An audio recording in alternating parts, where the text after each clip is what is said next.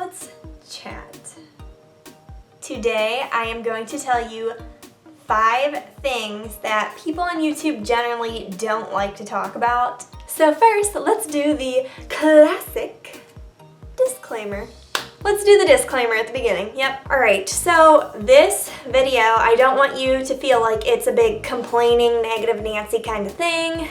I'm a pretty optimistic person, but I hope that you view this as helpful. I get a lot of questions in my comments that go kind of like this. How do you start a YouTube channel? So like, if I start a YouTube channel, I should quick join a network, right? An MCN. What difficulties did you face when you started your channel? Hey, I've been doing YouTube for a while and I need some advice. Those are 4 common questions and concerns that I get, and I would like to kind of help people out. I know there are so many of you who are so talented out there who want to start a channel, and all the power to you. So there's a couple things that I do want to bring to your attention. They're kind of important to know, and I think some of them are a little bit taboo to talk about. Others you may have heard being spoken about online multiple times. Some people are very open about it. It's okay. This is January. Yeah. Oh, this is January. You know what happens in January? I'm just gonna be flat out and put it with you. What happens before January? Anybody tell me? Yeah, the holidays. We have November and December and everything is wonderful. Everybody comes online to watch videos because it's cold outside and they just want to watch videos, right? Yeah. That being said, RPM is generally very high in November and December months. What is RPM? It's basically what you get paid per 1,000 views on YouTube, to put it simply. Sometimes RPM can be as much as, $2.50 per 1,000 views. Sometimes it's like $1 per 1,000 views, etc. It depends on the time of year. I'm not really going to say a specific amount because it honestly changes day by day. In January, that lovely month, everything plummets. Everything goes down about 50%, so you lose about half your earnings. Honestly, that is probably one huge factor that determines whether or not people do YouTube full-time for a job. Because if you can't make it through January and February, in March, and sometimes April, May, things start picking back up in the summer, but it's a struggle through these next couple of months. My RPM as of last night has dropped 43% already. That's a pretty high amount, so I'm expecting it to drop into the 60% area. I just wanted to tell you guys that because, YouTube isn't really it shouldn't really be about the money. It should just be about, if you like to film, if you like what you do YouTube, have fun, But some people do want to have a job out of it and make that their income. So I just want to let you know that that is something you have to look out for. It happens to all of us, and it's really, we're used to it, it's okay. It is kind of a shocker for people who are new to doing videos though. So I just wanted to tell you that. Sometimes it doesn't get talked about, and I just wanted to put it out there for you guys. The next thing, there is this big myth that kind of floats around the internet saying, hey, if you join a multi-channel network, you're gonna do good. You're gonna do really good. Like, so good, dude. So that is not true. Multi-channel networks could help you, but I would strongly recommend you read the small print. What you do is you get signed into a contract usually. They promise things like promoting your channel or helping your channel grow.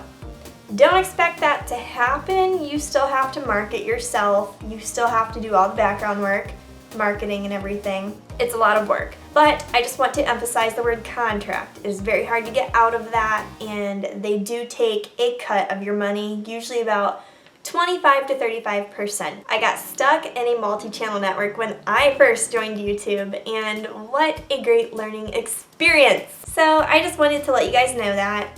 You will get emails on a weekly basis almost, just asking like, hey, you want to join my network? And you just have to be really careful and read things. I'm not trying to bash MCNs or anything like that, but I just think it is very good to be aware of things before you just sign your name and hand over your rights. I just think it is very wise to read everything, read that small print, all those terms and stuff before you sign in your name on anything. Very important. When I was trying to get out of my network, they tried to just kind of renew my contract, even though I contacted them about 5 times asking them to release me when my contract date was up. Instead, they just pretended that they never got any of my emails and stuff like that. My network promised visibility, showing me like what my income was, and near the end of my contract time, they kind of just took it away, and then they never paid me, and it was suspicious since I reached my threshold. But you just have to really be careful and join, if you do decide to join one that has a really good reputation, not one you've like never heard of before. There are tons of them out there these days. So yeah, I just wanted to tell you about that. Again, not trying to bash them, but I just want to let you guys know that you should be informed. The grand old third point, once you upgrade things and you stop using Windows Live Movie Maker, for all of you guys who started out using that, yeah, your files will still corrupt in better programs. Granted, it doesn't happen as often, but they can still corrupt in better programs. And you'll have to start all over. Point number 4. Everybody has this wish list on YouTube of equipment they want to buy to make their channel better. And equipment is really expensive. And then one day, you may have eventually saved up to get a better microphone or better lighting, etc. And you will still get people who comment saying that your equipment sucks. I still get people who comment telling me my equipment sucks. With that being said, I want you to not feel discouraged about that. Everybody has to start from somewhere, and you have to work with what you have. When I first started with YouTube, I didn't even have a tripod. I just stacked a bunch of books around my desk and hung my camera all weirdly off of my books. It was such a mess. And my lighting, I used a window and I used a bunch of lamps and I wrapped parchment paper around them. We all start from somewhere. It is very easy to take it personally when people say negative things right after you upgrade your equipment, or I didn't even notice, dude. It's okay, just have a positive outlook. It takes time. Sometimes I think it's best to start out small and not have the best things, because you get the joy of learning so much stuff, and I'm so glad I got to start out where I did. My final point, this one can hit home with a lot of people who already do YouTube, and if you would like to start a channel, I think you should know this because it affects your personal life. Exactly 1 year ago, I decided I wanted to be self-employed and do my Etsy and YouTube and everything, and all of a sudden a lot of people started asking me, so how's life now that you don't work anymore? YouTube is a really fun job. I love doing art for a living. I love marketing my stuff and selling my artwork, but it is a real job. And at first I felt very hurt that people that were really close to me were like, how is life now that you don't work? Those words just kind of linger in the air, and sometimes you almost feel worthless because people don't think you work. And it's a sore subject for a lot of YouTubers. And I think it's a sore subject for a lot of artists as well, people who paint and stuff for a living, because if you have a job that is so fun that you feel like you just get to go to work and do your hobby all day, others might look at that as it's not work, but it is. It's a lot of work. There's truly a lot that goes on behind the scenes. The first part of your job is what you film on your screen. This is what people see. It looks really fun. It looks really easy. It's great. It's maybe about 20% of your whole workload is the filming process. The next part is editing in a program. This is probably 35% of your workload is the editing.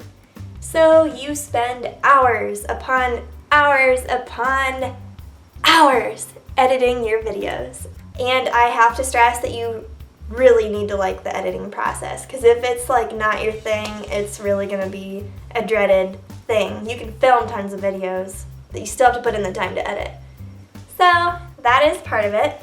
The next part is, if you're an artist like me, or if you do crafts or anything like that, you have to sell your merchandise. So you have to have some sort of website outside of YouTube in which you have a store and you have to make your products. Either you outsource it or you make it yourself. With my art, I usually make a lot of my things, my prints, my stickers, my button packs. Sometimes I do just order like 100 prints from a website or 100 bookmarks, something like that.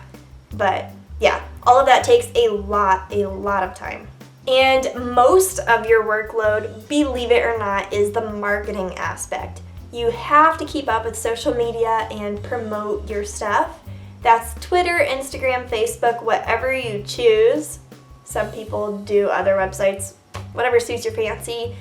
Honestly, you can't choose them all. It is very hard to keep up with all of them. Anyway, with all of those tasks being said, I genuinely love them all. It is so much fun. It's like right up my alley. I always have fun when I do my work. The next thing is communication. It is very important. You have to first communicate with your fans that you have a schedule. Your videos have to go up at a certain day, certain time of week, whatever. And you need to reply to emails. A lot of times companies will contact you asking to incorporate things in your videos, etc.